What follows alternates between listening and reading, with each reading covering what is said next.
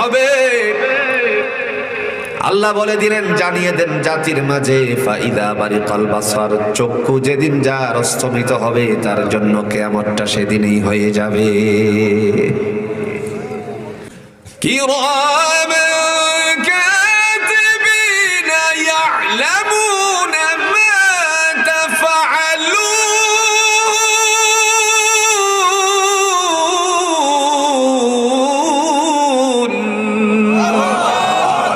ওই সময়টুকুর মধ্যে আমরা উপস্থিত হব, প্রশ্ন জাগতে পারে, ওই সময় তো আরো বহু দূরে কিয়ামতের কথা বলছেন, কিয়ামত তো আরো বহু দূরে। যত দূরেই থাকুক না কেন, জুরে কন্ত আমাদের জন্য সামনে একটা কিয়ামত আছে কিনা? কথা কোন না, কে আছে কিনা? এই কিয়ামতটার জুরে কোন চিরন্ত সত্য নাম কি? মৃত্যু। নাম কি? মৃত্যু। নবীজিকে প্রশ্ন করা হয়েছিল, ইয়াসআলু আইয়ানা ইয়াউমুল কিয়ামা, নবী গো কিয়ামত কখন হবে? কিয়ামত কখন হবে? আল্লাহ বলে দিলেন, জানিয়ে দেন জাতির মাঝে, ফাইদা বারিকাল বাসার, চক্ষু যেদিন যার অস্তমিত হবে তার জন্য কিয়ামতটা সেদিনই হয়ে যাবে। মিতাল্লাবাসীদের মধ্য থেকে হঠাৎ করে সকাল হওয়া মাত্রই শুনলেন অমুক গ্রামের অমুকের বাবা ইহ জগৎ ত্যাগ করে আল্লাহর দফতরে চলে গেছে। মাইকে আওয়াজ হচ্ছে, ইন্না লিল্লাহি ওয়া ইন্না ইলাইহি রাজিউন। যদি সন্তানেরা জানতো সকালবেলায় বাবা মারা যাবে, তাহলে সারা রাত সন্তানেরা বাবার কাছে মাপ চাইতে থাকতো। জোরে বলেন ঠিক কিনা? আমরা কেউ জানি না কখন কার জন্য মসজিদের পালকিটা, কাটিয়াটা আমাদের বারান্দায় এসে পৌঁছে যায়। কেউ জানি না ভাই আমাদের কার জন্য অপেক্ষা করছে। সূরাতুল লুকমান নামে একটা সূরা কোরআনে আছে, আসেনি? সূরাতুল লুকমানের শেষ আয়াতে আল্লাহ বলেন, পাঁচটা বিষয় আমি জানি, দুনিয়ার আর কেউ জানে না। তোর মধ্যে একটা বিষয় হলো কিয়ামত কখন হবে, আরেকটা হলো মৃত্যু কার কখন হবে। যদি দুনিয়ার জমিনের মানুষেরা জানতো তাহলে কখনো এই কাজগুলো করতে পারতো না, অন্যায়। ঠিক কিনা কোন? ওই সময়ের মধ্যে আল্লাহ ডেকে বলেন, ইয়াউমা হুম বারিজুনা লা ইউখফা আলাল্লাহি মিনহুম শাই লিমানিল মুলকুল ইয়াউম লিল্লাহিল ওয়াহিদিল কাহ্হার। ওই দিবসে কিয়ামতের মাঠে তিনি বলছেন, লা ইউখফা আলাল্লাহি মিনহুম শাই, কাহারও কোনো ত্রুটি বিচ্যুতি গোপন করা হবে না। ডেকে বলা হবে, লিমানিল মুলকুল ইয়াউম, আজকের রাজা বাদশাহী কার? লিল্লাহিল ওয়াহিদিল কাহ্হার, একমাত্র পরাক্রমশালী। একটু জোরে কোন? পরাক্রমশালী আল্লাহ। এখন আল্লাহ বিচার করবে। মহান আল্লাহ রাব্বুল আলামিন ডেকে বলেন, ও জগতের মানুষেরা রে, তোমার সমস্ত কিছু কাউন্ট করে রেখেছি আমি আল্লাহ। তোমার জন্য আমার পক্ষ থেকে কোনো জুলুম করা হবে না। কে কি করেছিলে সব আমি আল্লাহর কাছে আজকে জমা হয়ে গেছে। সেই সময়টার মধ্যে তুমি আমার কাছেই ফিরে আসতে হবে। আমি আল্লাহ তোমার সব ফয়সালা করার জন্য প্রস্তুতি নিয়েছি। আমাদের কৃতকর্মের হিসাব জুড়ে কন্ত নিবে কে? রব্বে কারীম ডাক দিয়ে বলবেন, হে জগতের মানুষেরা, আজকের দিনে সুম্মা তুওয়াফা কুল্লু নাফসিন মা কাসাবাত ওয়া হুম লা ইউযলামুন।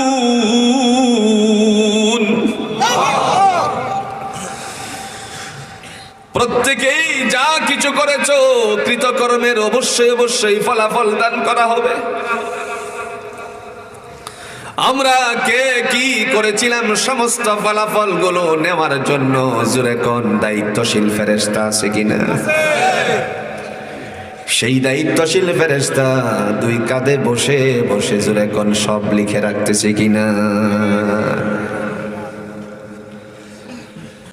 কিরামান কাতিবিনা ইয়ালামুনা মা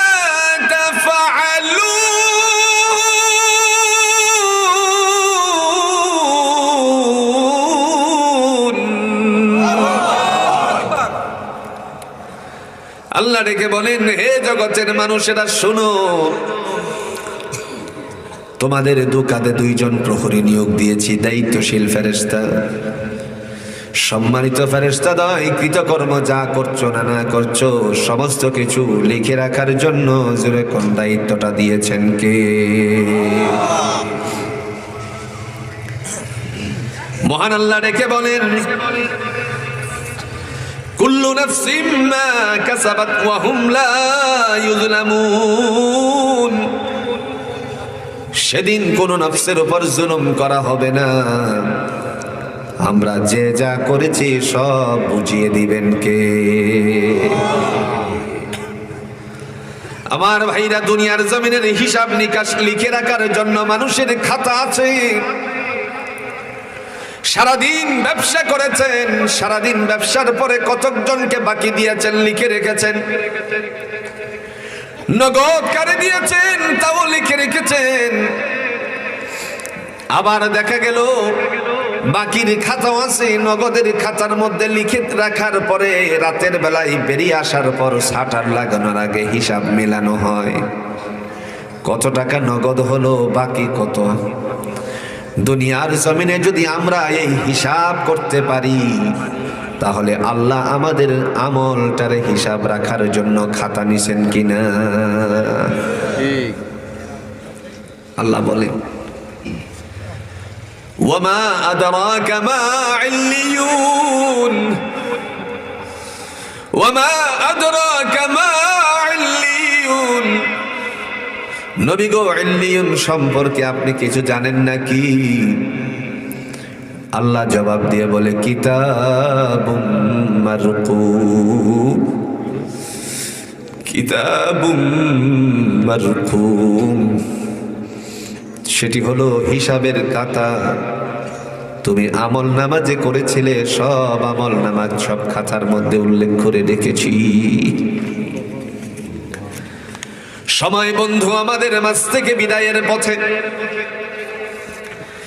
দেখতে দেখতে এই জগৎ ছেড়ে আমাদেরকে চলে যেতে হবে আল্লাহর দফতরে। সেই দিন মহান মালিকের দরবারে আমরা কি হিসাব দিব? সব হিসাব নিকাশ জুড়ে কন্ত আল্লাহর কাউন্টেডে আছে কিনা? আল্লাহ ডেকে বলেছেন, সব কিছু আমি মজুদ করে রেখেছি।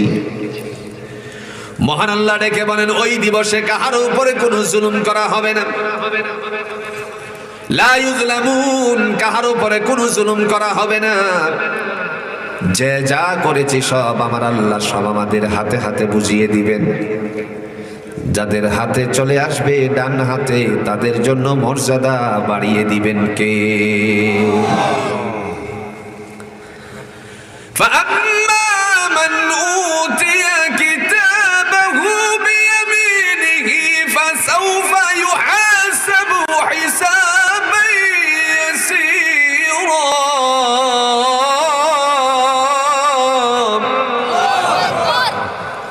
আল্লাহ ডেকে বলবেন, যখন বান্দারে যার ডান হাতে আমল নামা দেওয়া হবে তার হিসাব নিকাশটা সহজ হয়ে যাবে।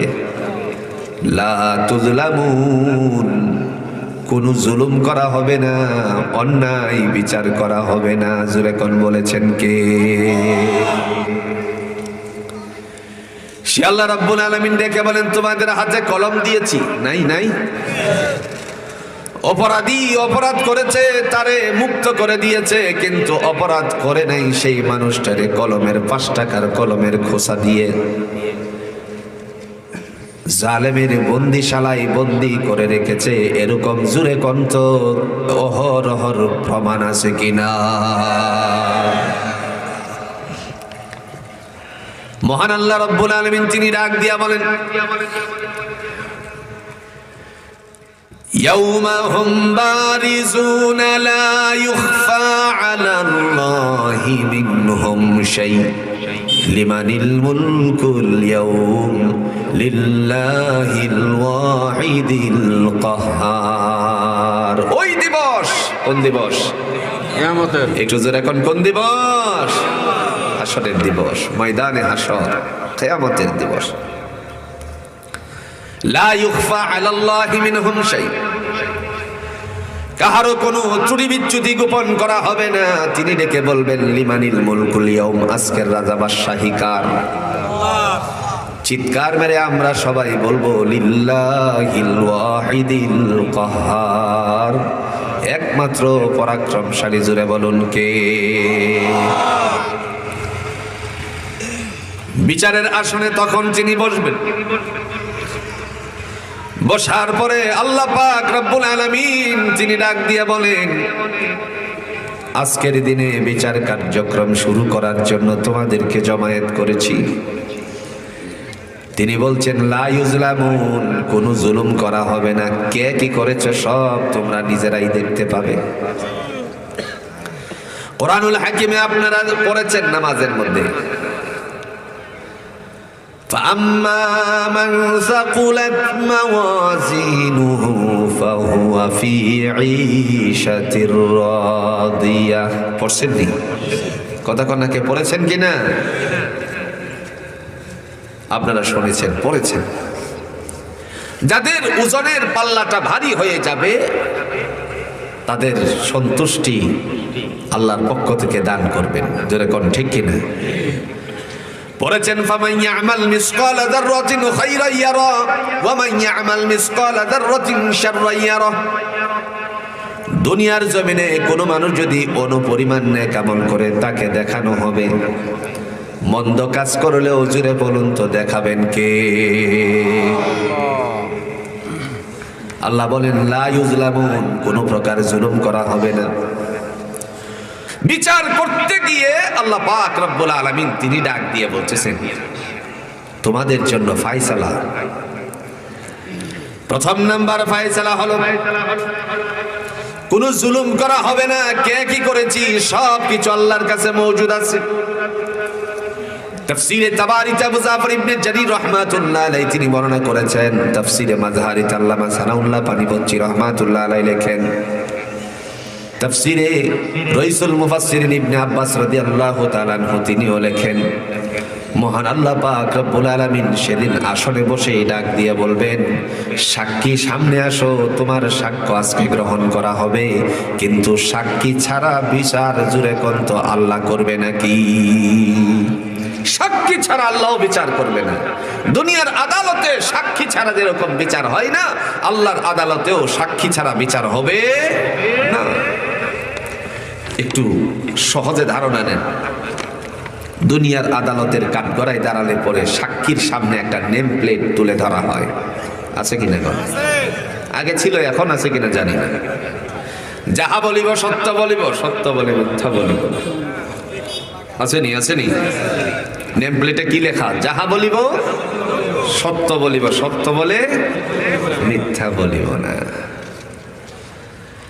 আল্লাহর আদালতে এই নেম প্লেট দেখানো হবে না, কারণ দুনিয়ার আদালত ওয়ালা জানে মিথ্যা সাক্ষীর সংখ্যা কম না বেশি? জোরে জোরে কম না বেশি? তদন্ত কমিটি গঠন করা হয়, তদন্ত কমিটির ভিতরেও জোরে কন্ত মিথ্যুকের দুর্নীতি আছে না না? আল্লাহ বলে সাক্ষী নিয়েছিলে খালাতো ভাই, ফুফাতো ভাই, মামাতো ভাই, পয়সা দিয়ে মামাতো ভাই বানিয়েছিলে। আছে না নাই? পয়সার স্বামীও পাওয়া যায়, ভাড়াটিয়া স্বামী ঢাকা শহরে পাওয়া যায়। তোমার কথা কন না কেন? ভাড়াটিয়া স্বামী ঢাকা শহরে পাওয়া যায়। আপনারা বলতে পারেন সর্বনাশ, এ আবার কেমন কথা? ভাড়াটিয়া স্বামী ঢাকা শহরে মানে কিস্তির টাকা উঠাবে তো, এখন স্বামী ছাড়া কিস্তি দিবে না। স্বামী তো মারা গেছে বহুত আগে। কথা বুঝতে পারছেন? এখন একজনকে ব্রিজের নিচের থেকে খাতির জমিয়ে তারে নিয়ে আসলো, অথবা দীর্ঘদিন যাবৎ এই এলাকায় থাকে, তার সাথে খাই খাতির আছে, চায়ের দোকান আছে, হেরে গিয়ে বললো যে ভাই তুমি আমার একটা উপকার করো, আমি 5,000 টাকা কিস্তি উঠাবো, তোমার 500 টাকা দিয়ে দিব, তুমি শুধুমাত্র একটা ছবি আমার পাশে বসায় দিবে, আমার স্বামী রূপে রূপান্তরিত হবে। এইটা কোনো ব্যাপার হলো? 500 টাকা পাবো তো। এই হলো ভাড়াটিয়া স্বামী ঢাকা শহরে। কিস্তি উঠিয়ে যখন শেষ, তারে 500 টাকা দিয়ে সে চলে যাওয়ার জন্য বলে। একদিন এক ভাড়াটিয়া স্বামী বলতেছে, স্বামী যেহেতু হয়ে গেছে আর তোমারে ছাড়তে আসি না। কথা বুঝতে পারেন না? সর্বনাশ, তোমার সাথে এই কন্ট্রাক্ট ছিল না তো? আবার তুমি আমার সাথে কি বলেছিলে? তুমি 500 পাই না? হ্যাঁ পাইছি তো। এখন তুমি আবার আমার পিছনে লাগছো কেন? আমার দলিল হয়ে গেছে। তার কাছে কি আছে? একটা দলিল আছে কিনা? দলিল আছে কিনা? করে জমিনের মালিক দলিল নেই, এই কখনো মালিকানা দাবিদার হতে পারে না। ও বলতেছে আমার সময় কাবিন নামা হারাই ফেলছি, কখন কাবিন করছিলাম ঠিক ঠিক নাই, কিন্তু একটা দলিল তো আছে, এই যে কিস্তির যে টাকা উঠাইছি স্বামীর দলিলটা। এই মহিলা মহা বিপদে পড়ছে। দুনিয়ার জমিনে পয়সা দিয়ে ভাড়াটিয়া স্বামী পাওয়া যায়, আল্লাহর কাছে ভাড়াটিয়া কোনো ধরনের সাক্ষী পাওয়া যাবে নাকি? কথা কন্যাকে পাওয়া যাবে নাকি? সাক্ষী ছাড়া বিচার জুড়ে কন্ত করবে না কে? বিচার শুরু করছে আল্লাহ। আসুন, এখন দুর্নীতির বিচার মানে বিচারের মধ্যে একটু এদিক সেদিক করা হবে নাকি একদম সঠিকটা করা হবে? সাইয়্যিদুল মুরসালিন আহমদ মুস্তাফা সাল্লাল্লাহু আলাইহি ওয়াসাল্লাম বিচারের কাঠগড়ায় যখন একজনকে দাঁড় করিয়েছিলেন, ন্যায় বিচার প্রতিষ্ঠা করেছিলেন। ওমর ইবনুল খাত্তাব রাদিয়াল্লাহু তাআলা আনহুর জামানায় ন্যায় বিচারের কাঠগড়ায় দাঁড়িয়েছিল এক ভাই। দুইজন মিলে এসে খলিফাতুল মুসলিমিন উমরকে ডেকে বলছিলেন, উমর, আজকের দিনে অপরাধীদের ধরে নিয়ে এসেছি, সে আমার বাবাকে হত্যা করেছে। ডেকে ডেকে বললেন, তোমার বাবাকে হত্যা করেছে, তুমি কি বলো হত্যাকারী নাকি? কহা, আমি হত্যা করেছি। হত্যা করে তুমি এখানে দাঁড়িয়েছিলে কেন? বসে আছিলে কেন? আল্লাহর বান্দা ডেকে বলে, ও খলিফাতুল মুসলিমিন উমর, আমি যদি ওখান থেকে চলে যেতাম, কিন্তু এই জায়গাটাতে কেউ আমারে দেখতো না, মহান আল্লাহ তো আমারে দেখতেন। ময়দানে হাসরে আমার যে বিচার হতো, ওই বিচার সহ্য করার মতো আমার কিছুই থাকতো না। আমি তার বাবাকে মারার জন্য আঘাত করি নাই, সে আমার ঘোড়াটারে মেরে ফেলেছিল, যার কারণে আমি তার একটা থাপ্পড় মেরেছিলাম। থাপ্পড় খাওয়ার পরে জমিনে পড়ে গিয়ে সে মারা যায়। এই অপরাধের কারণে আমি দাঁড়িয়েছিলাম যাতে খলিফাতুল মুসলিমিন বিচার করে আর আল্লাহর কাঠগড়া থেকে আমি মুক্ত হয়ে যেতে পারি।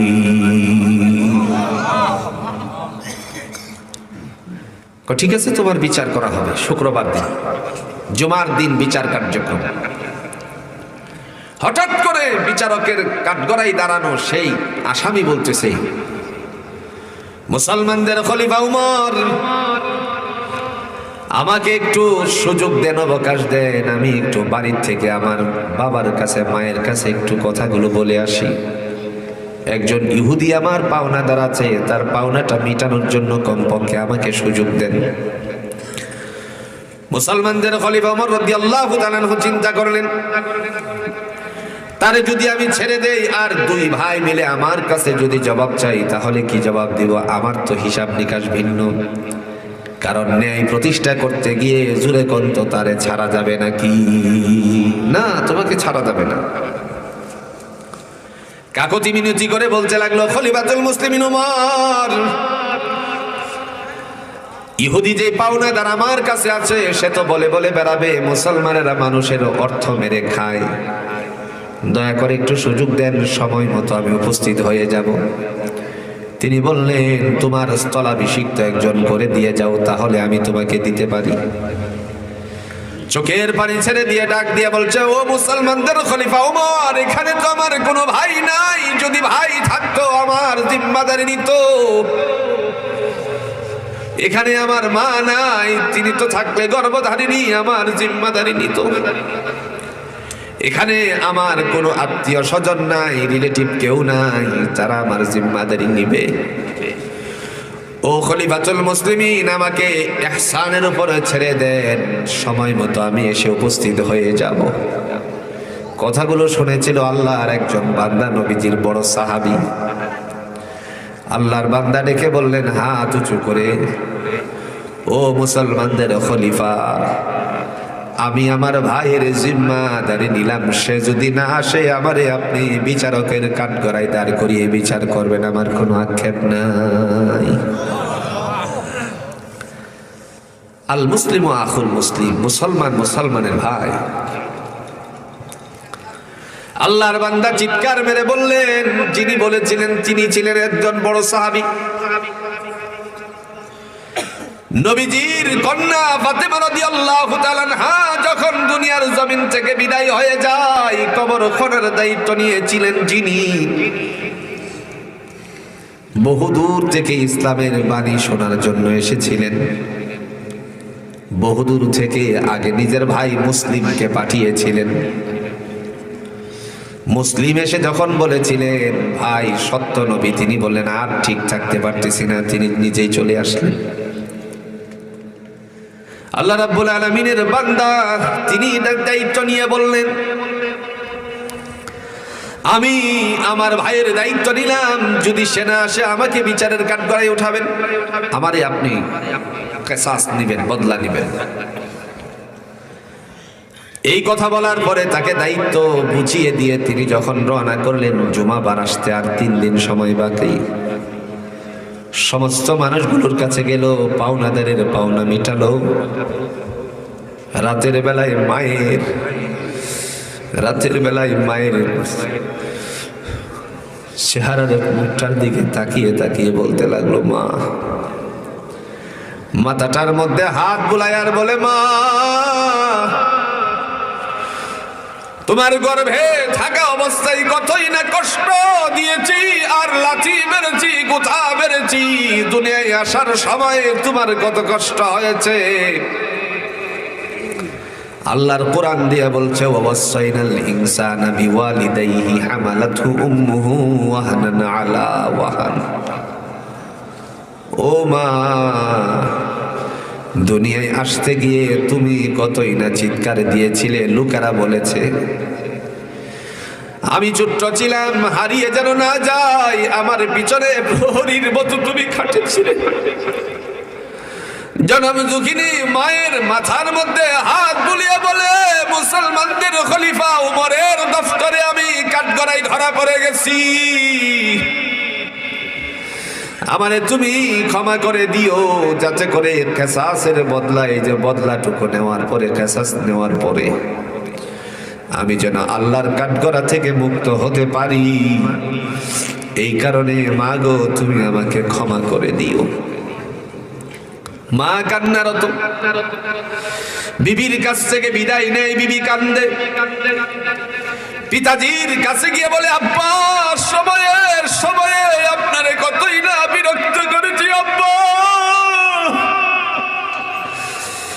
এই দুনিয়ায় থাকা অবস্থায় আমি আপনারে কতই না প্রশ্ন করেছি, জবাব আপনি দিয়েছেন, জবাব দিতে আপনি বাধ্য ছিলেন, কিন্তু আমি এই জায়গাটার মধ্যে বিরক্তির অবস্থানটা ছাড়ি নাই আব্বা। মুসলমানদের খলিফা উমরের দফতরে ধরা পড়ে গেছি। উমর বিচার করবেন, দুনিয়ার কাঠগড়ায় বিচার শেষ হলে আল্লাহর কাঠগড়া থেকে আমি মুক্ত হয়ে যাব, দয়া করে আমাকে আপনি ক্ষমা করে দিবেন। সমস্ত দায়িত্ব আদায় করে যখন আল্লাহর বান্দা বিদায় নিয়ে রওনা করেছেন, সেই দিনে আস্তে আস্তে জুমার সময়টুকু প্রায় শেষ হয়ে গেল। জুমার সময়টুকু শেষ হয়ে যাওয়ার পরে আল্লাহর বান্দা তিনি যখন কাঠগড়ায় দাঁড়ালেন, বিচার শুরু করেছেন। একজন একজন করে বিচার করতে শুরু করলেন, কিন্তু ওই যুবক, মদিনার যুবকরে দেখা যায় না। যখন তাকে দেখা যায় না, তখন তিনি আশ্চর্যান্বিত হয়ে গেল। নবীজির বড় সাহাবী, জিম্মাদারি নেওয়ার কারণে তাকে আজকে তার জায়গায় কিসাস নিতে হবে, শিরচ্ছেদ করতে হবে। আল্লাহ রাব্বুল আলামিনের বান্দা তিনিও চিন্তা করতে লাগলেন, বারবার এক জায়গা থেকে আরেক জায়গায় চিন্তা করেন, নিজেও সিংহাসন থেকে উঠেন, আবার চিন্তা করেন ওই যুবক আসে কিনা, দায়িত্বশীলদেরকে লাগিয়ে দিয়েছেন, দেখলো না, যুবকের কোনো খোঁজ খবর দেখা যায় না। হঠাৎ করে আল্লাহর বান্দা সিদ্ধান্ত নিয়ে নিলেন, জল্লাদকে ঘোষণা দিলেন, বিচারের কাঠগড়ায় দাঁড় করাও যিনি তার ভাইয়ের জিম্মাদারি নিয়েছে। এক কদম দুই কদম দিয়ে যখন সামনের দিকে অগ্রসর হয়, হাসতে হাসতে বিচারের কাঠগড়ায় গিয়ে উঠে আর বলে, আমি মুসলমান ভাইয়ের জিম্মাদারি নিয়েছি। এমন সময় মহিলা যারা ছিল তারা কান্নাকাটি শুরু করে দিল। মুসলমানদের খলিফা ওমর রাদিয়াল্লাহু তাআলা আনহুকে ডেকে বলছেন, ও মুসলমানদের খলিফা ওমর, আজকে যারা বিচারের কাঠগড়ায় নিলেন তিনি তো নবীজির বড় সাহাবী, তারে কি কোনো ধরনের ক্ষমা করে দেওয়া যায় না নাকি? আল্লাহর বান্দা ডেকে বললেন, বিচারের কাঠগড়ায় তাকে ন্যায় বিচার করার উদ্দেশ্যে আল্লাহ আমাকে দুনিয়ায় পাঠাইছেন। ইন্নাল্লাহা ইয়ামুরু বিল আদলি ওয়াল ইহসান। মহান আল্লাহ সূরাতুল নাহলের 90 নম্বর আয়াতের মধ্যে ঘোষণা দিয়েছেন, আমি আল্লাহ ন্যায় পরায়ণতাকে পছন্দ করি। ন্যায় পরায়ণতার দিক বিবেচনা করে দুই ভাইয়ের বিচার আমাকে করতেই হবে। সে জিম্মাদারি কেন নিল? সেজন্য তাকেই বিচার কার্যক্রম শেষ করে আল্লাহর আইন বাস্তবায়ন করতে হবে। যখন জল্লাদকে বলা হলো, এবার তোমার দায়িত্বগুলো পালন করার প্রস্তুতি নাও, জল্লাদ আল্লাহর বান্দা তিনি তার দায়িত্ব পালন করার জন্য সামনের দিকে যায়, ছোট্ট ছোট্ট কদম দেয়। খলিফাতুল মুসলিমিন উমর তিনি লক্ষ্য করলেন জল্লাদের পা তো সামনের দিকে যায় না। জল্লাদ রে ডেকে বলছেন, ওরে জল্লাদ, কত শিরচ্ছেদ করা হলো, কোনোদিন তোমার পা এত স্লো চলে নাই। ডেকে ডেকে বলছে খলিফাতুল মুসলিমিন উমর, বহু অপরাধের শাস্তি দিয়েছি, কিন্তু আজকে নিরপরাধ মানুষটারে অপরাধীর কাঠগড়ায় দাঁড় করিয়ে তারপরে শাস্তি দিতে হচ্ছে শুধু জিম্মাদারির কারণে। জল্লাদের চোখে পানি আসে। জল্লাদ এবার ডাক দিয়া বলে, ও মুসলমানদের খলিফা ওমর, যদিও আমার দায়িত্ব, কিন্তু আজকের এই দায়িত্ব পালন করতে আমার হাত কাঁপতে আছে।